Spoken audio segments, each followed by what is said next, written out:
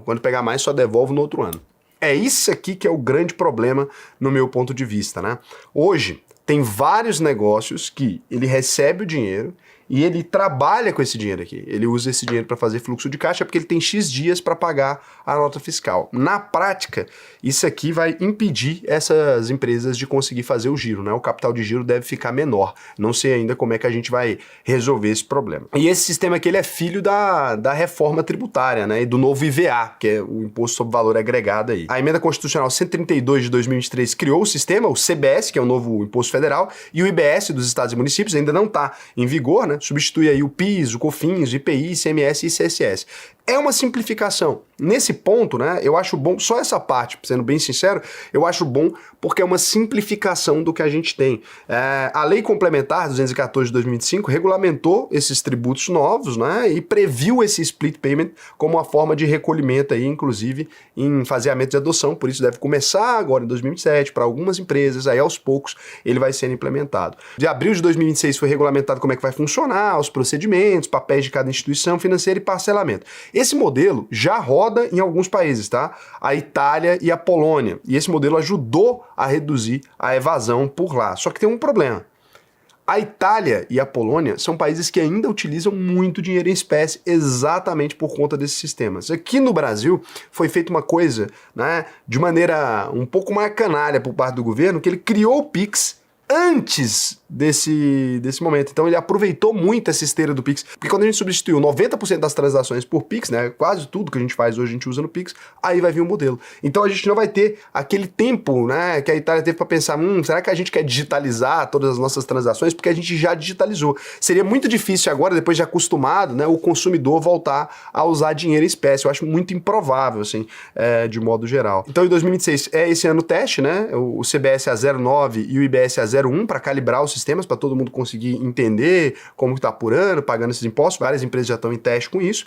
Em 2027 a gente tem a estreia do split payment, né? Facultativo primeiro e restrito a operações entre empresas B2B. Então, 2027, quem quiser pode aderir ao split payment, focado principalmente em empresas que fazem negócios com outras empresas. A CBS entra em vigor em valor integral. Aí na fase 2, o split fica obrigatório nas transações B2B quando o mercado estiver maduro. Então eles não falaram qual que é a fase ainda. Na fase 3 vai a expansão para vendas e consumidor final, que é o que a gente chama de B2C, né? Empresa para consumidor, nos principais meios de pagamentos eletrônicos. Então em 2033 ainda é o fim da transição da reforma do ICMS e ISS extintos com esse sistema valendo por inteiro. Eu não acho que vai demorar tanto tempo, até 2033, por exemplo, para o split estar em todos os lugares. Essa fase 3, na minha cabeça, ela vai acontecer muito rápido. E digo por quê?